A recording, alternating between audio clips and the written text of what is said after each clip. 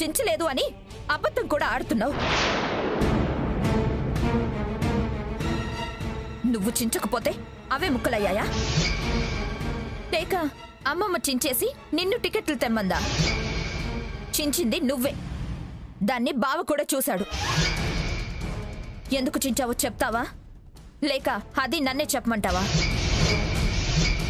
కుళ్ళు, కడుపు మంట, ఓర్వలేనితనం. నేను మా ఆయన ఢిల్లీ వెళ్ళి అవార్డు తీసుకోవడం ఇష్టం లేదు.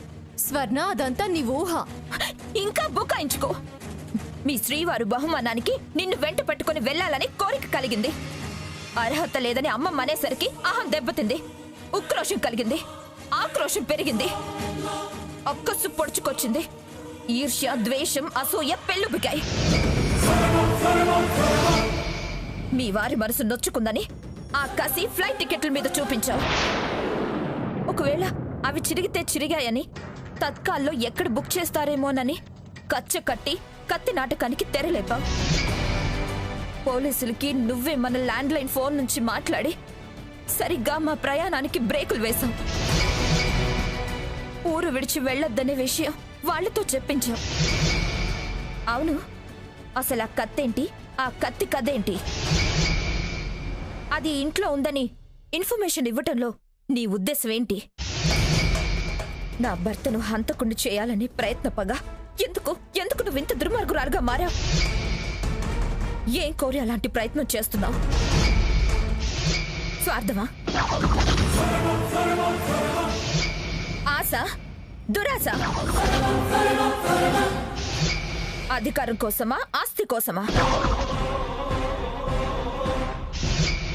నా భర్తను జైలుకు పంపి మొత్తం పిఠాపురం సామ్రాజ్యానికి నీ భర్తను రాజును చేసి నువ్వు మహారాణి భోగాలు, సర్వసుఖాలు అనుభవించాలనా? నా కాపురం కూర్చి దాని మీద నీ సింహాసనం ప్రతిష్ఠించాలనా? నోర్మోయ్! రాజ్యం ఏంటి, రాణి ఏంటి? నేను నీ కాపురాన్ని కూల్చడం ఏంటి? పిచ్చి పిచ్చి కూతుల కుయ్యకు. అలా దబాయిస్తే నోరు మూస్తాననా? నీకేం కోరికలు లేవంటే నమ్మడానికి నేనే పిచ్చిదాన్ని కాను. మా ముందిలా మా మంచి కోరేదానిలా మాట్లాడి వెనకాల గోతులు తీస్తున్నావు. స్వర్ణ, ఈ అరుపులు బెదిరింపులు కాదు, నాకు సమాధానం కావాలి. నీ అసలు ఉద్దేశం కావాలి. నువ్వు చేసే మోసం ఇంకా దాచాలని చూడకు. నీ దగ్గర మరో ఆలోచన లేకపోతే నాకు నిజం చెప్పు. ఇంతకు ముందు నేను నా స్వార్థం కోసం మిమ్మల్ని వేధించానన్న పగ తీర్చుకుందామనా? మేము నాశనం అయితే నీకు ఆనందమా? స్వర్ణ, ప్లీజ్, అంతంత అబాండాలు నా మీద వేయకు. నీకు చేతులెత్తి నమస్కారం చేస్తున్నాను. దయచేసి నన్ను ఇప్పుడేం అడగొద్దు. నేనేంటో, నేనెందుకు నీకు తప్పుగా కనిపిస్తున్నాను, తప్పుగా అనుకునే పనులు ఎందుకు చేయాల్సి వచ్చిందో త్వరలోనే నీకు అన్ని వివరంగా తెలుస్తాయి. వద్దు, ఇంకా మాయ మాటలు చెప్పి నన్ను నమ్మించాలని చూడకు. బావకు కానీ నా బిడ్డకు కానీ ఏ చిన్న చెడు జరిగినా, అన్యాయం చేసినా వదలం సీత. నీ ఎత్తులు చిత్తులు చేసి నువ్వు తలదించుకునేలా చెయ్యకపోతే నేనటు సావిత్రి కూతుర్ని కాను, ఇటు పిఠాపురం మంగమ్మ గారి మనవరాల్ని కాను.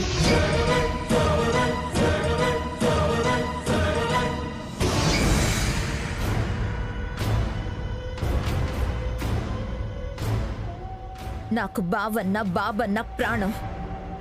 వాళ్ల విషయంలో ఏ చిన్న తప్పిదం జరిగినా ప్రాణాలు తీయడానికి కూడా వెనకాడను. జాగ్రత్త.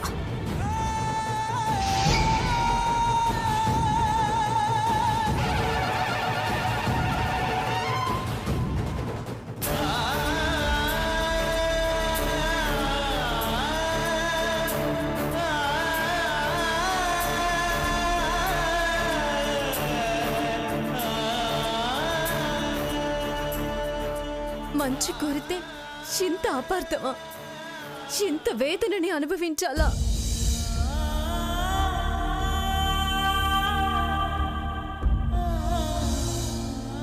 స్వర్ణ, నువ్వంటే నాకు ప్రాణం. నీకు నేను అన్యాయం చేసే ఆలోచన చేస్తానా? అలాంటి బతకడం కన్నా చావడం మేలు. చావడం మేలు.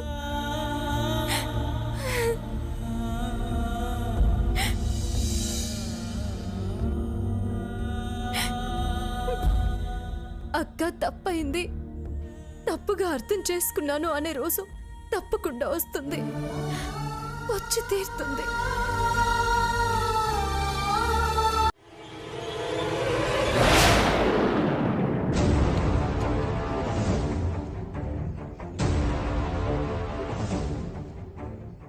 ఇంత రాత్రిపూట నా గదిలో లైట్ వెలుగుతుందేమిటి? ఎవరుంటారు?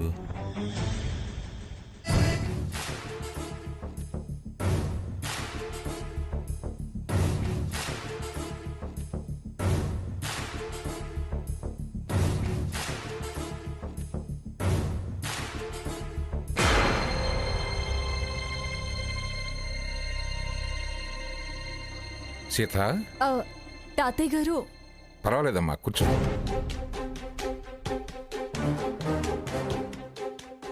ఏంటమ్మా లా పుస్తకాలు తిరిగేస్తున్నావు? ఏం లేదు తాతయ్య గారు, ఏమీ తోచటం లేదు, నిద్ర కూడా పట్టడం లేదు. తోచకపోతే ఏ టీవీ షోనన్నా చూడాలి, లేకపోతే ఏదైనా సాహిత్యమైనా చదవాలి. అంతేగాని ఇంత రాత్రిపూట చట్టం న్యాయశాస్త్రం తిరిగేస్తే ఇంకా నిద్ర ఏం పడుతుందమ్మా? నీకు విశ్రాంతి అవసరం కదమ్మా, నిద్ర కాస్తే ఎలా? అవును, ఏ విషయం గురించి పుస్తకాలన్నీ తిరిగేస్తున్నావు? Finger prints proof crime. ఏంటమ్మా ఇది మరీ కన్ఫ్యూజన్ సబ్జెక్టే, పోయి దీన్ని చదువుతున్నావేమిటి? లా గురించి ఏమీ తెలియని దాన్ని. ఏ పుస్తకం అయితే ఏముంది తాతయ్య గారు? అవును తాతయ్య గారు, మీరు చాలా తీర్పులిచ్చారు కదా. ఏ కేసులో అయినా వేలిముద్రలు సాక్ష్యంగా శిక్ష విధించారా? లేదమ్మా, నేను ఎక్కువగా సివిల్ కేసులకే తీర్పులిచ్చాను. అసలు వేలిముద్రల ఆధారంగా ఏ కోర్టులోనైనా శిక్షలు విధించారా? చాలా తీర్పులు వచ్చాయమ్మా. ఏదైనా మార్చొచ్చు, అనుకరించొచ్చు, కానీ వేలుముద్రలో మాత్రం ఆ ఛాన్స్ లేదు. ఫోరెన్సిక్ రిపోర్ట్స్ మీద జీవిత ఖైదీలైన వాళ్ళు ఉన్నారు, ఉరిశిక్షలు పడ్డాయి. ఏ ఆధారాలు సాక్ష్యాలు లభించని చోట వేలుముద్రలే ప్రధాన సాక్ష్యం అవుతాయి. చాలా వరకు నేరం చేసిన వాళ్ళు కంగారులో ఏదో ఒక ఆధారం వదిలేస్తారు. చాలా ప్లాన్డ్గా, కూల్గా ప్రిపేర్ అయ్యి నేరం చేసిన వాళ్ళు ఏ ఆధారమూ దొరకకుండా జాగ్రత్త పడతారు. అలాంటప్పుడు ఆ నేరస్తుణ్ణి వేలుముద్రలే పట్టిస్తాయి. ఒకవేళ ఆ వేలిముద్రలు అతనివే అయినా అతనివి కావు అని నిరూపించలేమా? No chance. ఒకరి వేలుముద్రలతో మరొకరి వేలుముద్రలు సరిపోవు. రూపురేఖలు కలవచ్చు, కవలల్లో కూడా వేలిముద్రలు వేరువేరుగానే ఉంటాయి. వాటినే ప్రామాణికంగా తీసుకుంటారు. అసలు సంతకం కన్నా కూడా వేలుముద్రలకే విలువ ఎక్కువ. అందుకే కదా ఇప్పటికి కూడా రిజిస్ట్రేషన్కి వేలుముద్రలే తీసుకుంటారు. వేలుముద్రల గురించి అంత వివరంగా ఎందుకమ్మా అడుగుతున్నావు? ఊరికి తాతయ్య గారు, తెలుసుకుందామని. కారణం లేకుండా నువ్వంత ఇంట్రెస్ట్ చూపించవమ్మా. ఒకవేళ పోలీసులు మన వేలుముద్రలు తీసుకెళ్లారు కదా, మనలో ఎవరివన్నా టాలీ అవుతాయనా? చచా, మనలోనా? మనలో అలాంటి పనులు చేసే వాళ్ళెవరూ లేరు. అంత నమ్మకం నీకుంటే ఇంకా ఈ పుస్తకాలన్నీ తిరగేయటం ఎందుకమ్మా? వీటి గురించి ఆలోచించడం మానేసి వెళ్ళి ప్రశాంతంగా పడుకో. మీరు పదండి తాతయ్య గారు, నేను డోర్ లాక్ చేసుకొని వస్తాను. సరేనమ్మా. అలాగే.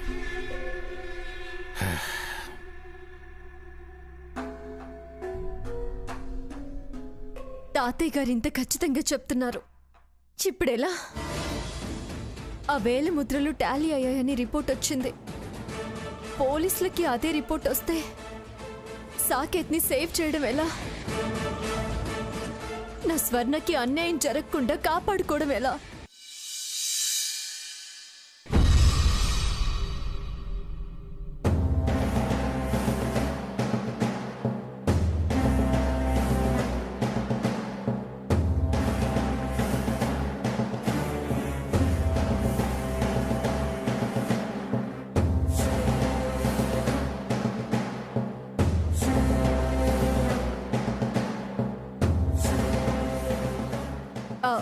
అమ్మమ్మ గారు, డాక్టర్ గారు అపాయింట్మెంట్ ఇచ్చారు.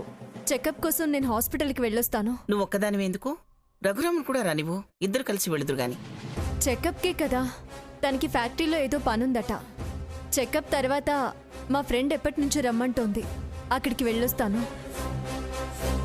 కాస్త లేట్ అవ్వచ్చు, కంగారు పడకండి. పోనీ తోడుగా స్వర్ణం తీసుకెళ్ళమ్మా. తనొస్తే పిల్లాన్ని కూడా తీసుకువెళ్ళాలి. హాస్పిటల్కి వాడెందుకు తాతయ్య గారు? ఓ, అయినా హాస్పిటల్ కొత్త, డాక్టర్స్ కొత్త, ఈ ఊరేమైనా నాకు కొత్త? నేను వెళ్ళొచ్చేస్తానులేండి. వస్తానమ్మమ్మ గారు. సరే, జాగ్రత్తగా వెళ్ళు, త్వరగా వచ్చే. త్వరగా రమ్మా. అలాగే.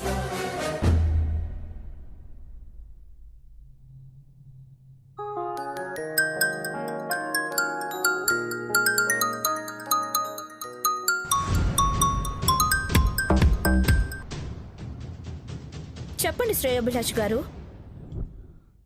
వ్యంగ్యమా, వెక్కిరింపా, హాస్యమా, దెప్పటమా? అయ్యో, అదేంటండి? మీ మాట మీద నమ్మకం కలిగి గౌరవంతో మర్యాదగా అన్నాను. నమ్మకం కలిగిందా?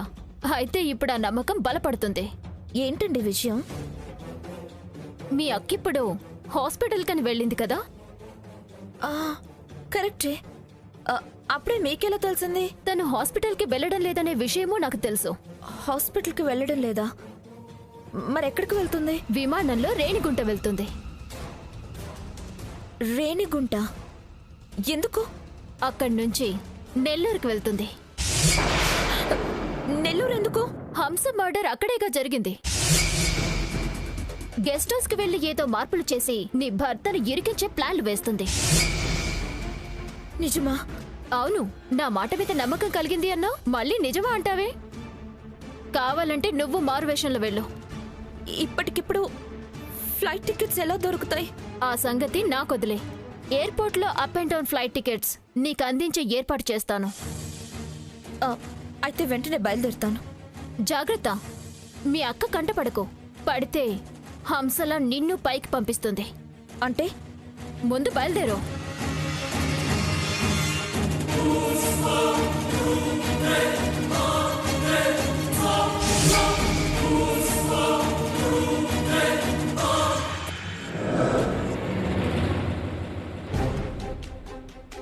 స్వర్ణ, నువ్వెక్కడికమ్మా బయలుదేరావు?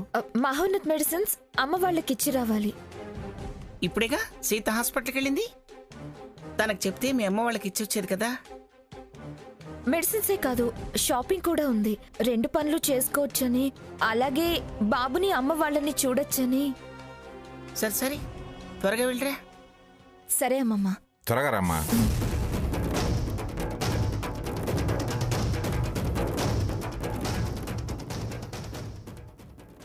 ఏదైనా అర్జెంటే అర్జెంటే అర్జెంటే, ముందు ఆలోచనే ఉండదు. ఏం పిల్లలో ఏం కాలమో. స్పీడోయ్ స్పీడు. మనలాగా తాబేలు నడక నడుస్తారనుకుంటున్నావా ఏమిటి? అవునవును, స్పీడే. ముడి పట్టము స్పీడే, విడిపోవటము స్పీడే. నేను ఒకటంటే నువ్వు ఒకటను. మన ఇద్దరికి ఎప్పుడు ఉన్నదే కదా. చిలక్కు వదిలే.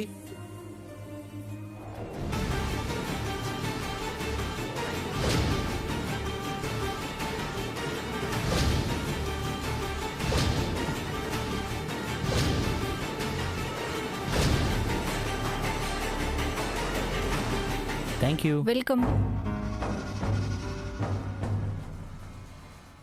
Excuse me. చెప్పండి. మీ మేనేజర్ గారు ఉన్నారా? ఉన్నారు. ఎవరు? ఏం కావాలి మేడం? నమస్కారం అండి. నమస్తే. నేను మీకు గుర్తున్నానా? ఈ మధ్య పిఠాపురం మంగమ్మ గారితో కలిసొచ్చాను. ఆవిడ షష్ఠి పూర్తి మహోత్సవం కూడా ఇక్కడే జరిపించాం. గుర్తుపట్టారా? గుర్తుపట్టానమ్మా. అప్పుడే హంస అనే అమ్మాయిని మర్డర్ చేశారు. అది ఆత్మహత్యగా మార్చే ప్రయత్నం కూడా చేశారు. అమ్మా, రోజు పోలీసులు వచ్చి ఇప్పటికీ మా ప్రాణాలు తీస్తున్నారు. ఇంకా మీకు ఆ బెడద ఉండదులేండి. కేసు తేలిందా అమ్మా? హంతకుడు దొరికాడా? త్వరలోనే దొరుకుతాడు. మరి మీరేం పని మీద వచ్చారు? ఆ కేసు విషయానికే మీరు కాస్త హెల్ప్ చేయాలి నాకు. సాక్ష్యాలు అవి అని మమ్మల్ని ఇరికించకండమ్మా. మీకేం భయం లేదండి, అలాంటి ఇబ్బంది ఏమీ మీకు రాదు. అయినా ఇవన్నీ మాకెందుకండి? అటు పోలీస్ ఎంక్వైరీ, ఇటు మీరు మమ్మల్ని ఏమి అడగద్దు. మాకేం తెలీదు.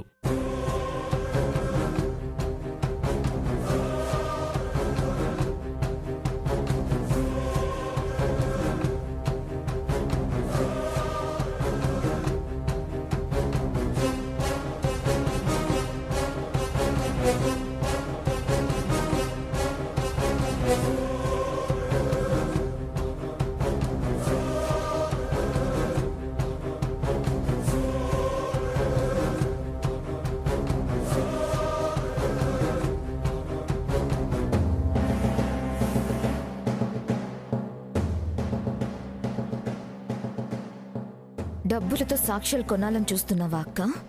నన్ను ఏం చేయమంటారో చెప్పండి మేడం. నాకు కొంత ఇన్ఫర్మేషన్ కావాలి, అది మీరు ఇస్తే చాలు.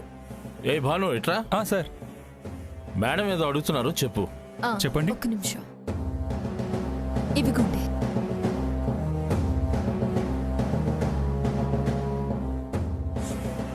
అక్కేంటి మా ఫోటోలు చూపిస్తుంది?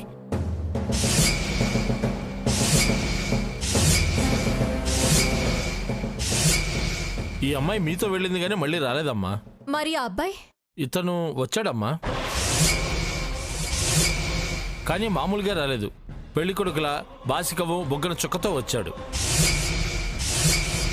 అవును కదా భాను? అవును సార్. పెళ్లి కొడుకులా వచ్చాడా? అవునమ్మా. రావటమే కాదు, గదిలో చాలాసేపు అరుపులు కేకలు వినపడ్డాయి.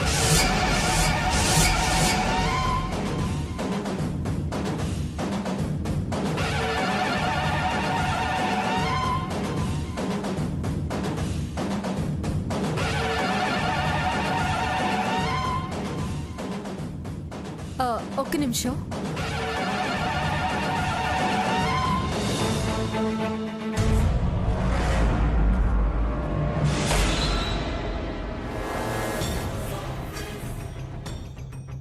ఎక్స్క్యూజ్ మీ, మీరు क्या चाहिए आपको? మీరిక్కడ? मेरे बॉयफ्रेंड के लिए वेट कर रहे। आपको क्या चाहिए? సారీ అండి, ఏమనుకోవద్దు. ठीक है.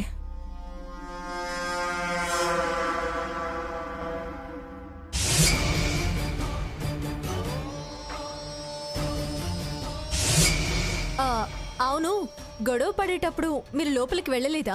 వెళ్ళలేదు, తలుపులేస్తున్నాయి. మరి పిలవలేదా? పిలిచావమ్మా, వాళ్ళ అరుపులకి మా మాట వినపడలేదేమో, తలుపు తీయలేదు. చివరికి ఏమైందండి? ఈసారు చాలా కోపంగా ఒక చిన్న బాబుని తీసుకుని చాలా స్పీడ్గా వెళ్ళిపోయారు. లోపల అమ్మాయి అరుస్తూనే ఉంది. సాకేత్ వెళ్ళాక కూడా హంస అరుస్తూనే ఉందంటే సాకేత్ వెళ్ళేటప్పుడు హంస బ్రతికే ఉందన్నమాట. ఆ తర్వాత ఎవరైనా వచ్చారా? నా డ్యూటీ అయిపోయాక నేను వెళ్ళిపోయానమ్మా. ఆ తర్వాత ఏడుకొండలు వచ్చాడు. ఏడుకొండలంటే ఇంకొక బ్యారరా? అవునమ్మా. అతను ఇప్పుడు ఎక్కడున్నాడు? అతను లీవ్లో ఉన్నాడు. మరి అతను ఎక్కడుంటాడు? ఉండండమ్మా, అతని అడ్రస్ ఇస్తాను.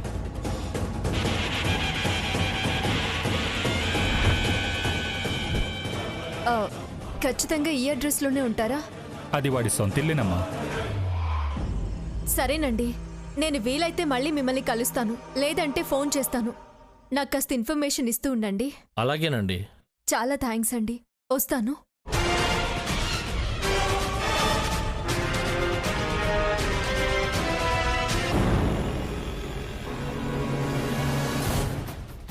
సాకేత్ బాబుని తీసుకెళ్ళిపోయాడు అంటే అప్పుడు హంస ఒక్కతే ఉండుంటుంది. సో తర్వాత ఏదో జరిగింది. ఎవరో హంసని మర్డర్ చేశారు. ఎవరు? ఈ 7 కొండల్ని కనుక్కుంటే మొత్తం తెలిసిపోతుంది.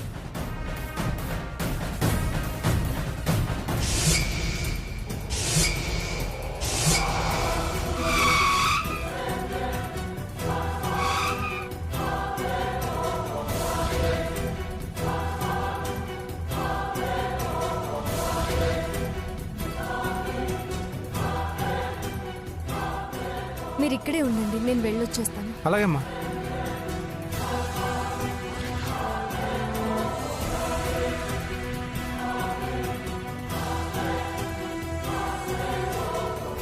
ఇదిగో బాబు, ఈ అడ్రస్ నీకు తెలుసా? నాకేం రాదు తల్లి, అటు వెళ్ళి అడుగు.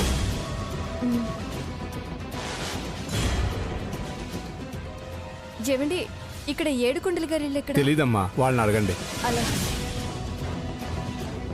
అమ్మా, ఈ అడ్రస్ ఎక్కడో కాస్త చెప్తారా? ఈ అడ్రస్ మా 7 కొండలు అన్నయ్య వాళ్ళది, ఆ లాస్ట్ లో ఉంటుంది. అక్కడ? అక్కడే. చాలా థ్యాంక్స్ అమ్మా.